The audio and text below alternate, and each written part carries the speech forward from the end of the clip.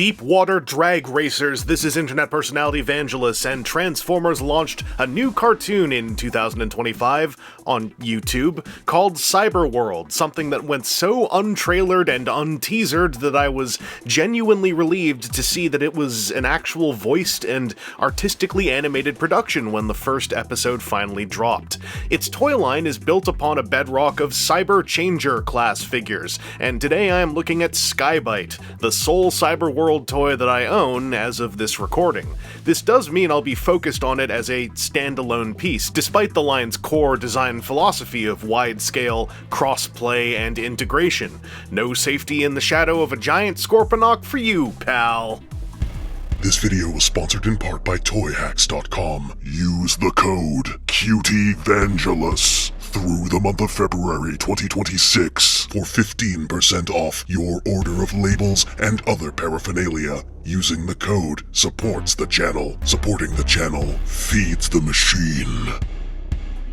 This is a total Sky-Byte type, right down to the asymmetry and the head fin and the shark head for a chest, but clearly something is amiss. What's up with the tires? Don't worry about it.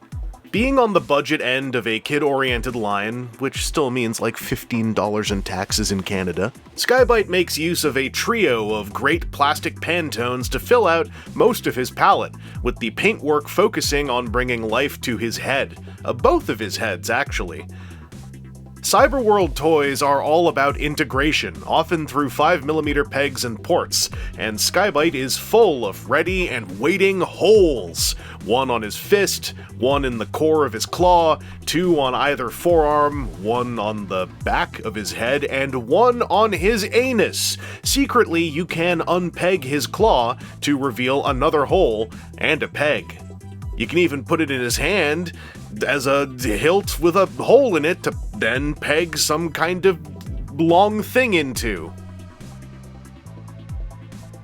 Sky-Byte contains your basic ungimmicked Cyberworld articulation suite with ball socket shoulders, sockets cut to allow for universal T-pose swinging, similarly pseudo-universal ball socket hips, and ball socket knees, which allow for a visually implied thigh swivel. To touch on the major discourse, no, I don't think the lack of elbows is ruinous. I mean, I'd like them, but I do wish the arms had been sculpted to imply a slight curve, as that would play really nicely with the ball shoulders. Nah, the big miss is the lack of a neck swivel, as being able to look left and right would have added a ton of emotional range to the poses that an average Cyberworld figure can assume. If you were expecting a monumental sequence of conversion steps, then I have literally 18 bridges to sell to you for your entire life savings. Don't worry, the returns might be huge. Anyway, this transformation is also much more interesting the other way around, thanks to its spot of finishing automorph. That said, you have to fiddle with a bunch of friction tabs before or after that cool part. And much worse, it doesn't lock in robot mode, meaning it's in fact easier to twiddle Sky-Byte's spinal fold than it is to swing his arms. In the context of what this toy is, I found this to be a letdown. Gimme a satisfying C-clip click! Come on! So, in Robots in Disguise 2001's 10th episode, Skid Zed's Choice, also known as Bakso Indi Hito, in its original Car Robots airing, G1 Sky-Byte disguised himself as a shark car.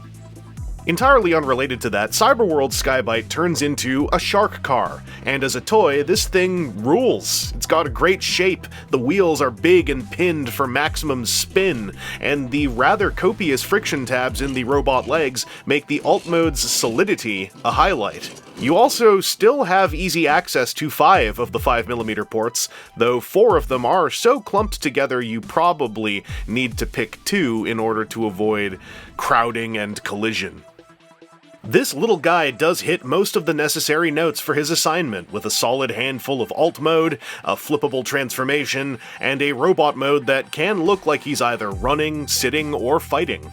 A single neck swivel and something to lock the dang spinal fold, and I would call this a perfect kid-grade pocket Transformers toy. What really sucks is that he's 15 Canadian dollars plus tax. That takes the meat of the Cyberworld line from easy impulse purchases into considered expenditures, and it just body checks the whimsy for me. And that's before I found out that the next size class, that being identically designed toys with a larger gun, are running 20 Canadian dollars plus tax, a 25 at Toys R Us. Rest in pieces for the third or fourth time, by the way, you oil-dribbling retail zombie of a franchise. I love the size and most of the vibe of this piece, and remain somewhat enamored with the idea of collecting the line sometime down the road. Uniform robot mode sizes do something for me, I don't know. But that's gonna be a clearance-driven future if it even happens in my own, less cyber, more meat-based freelancer budget world.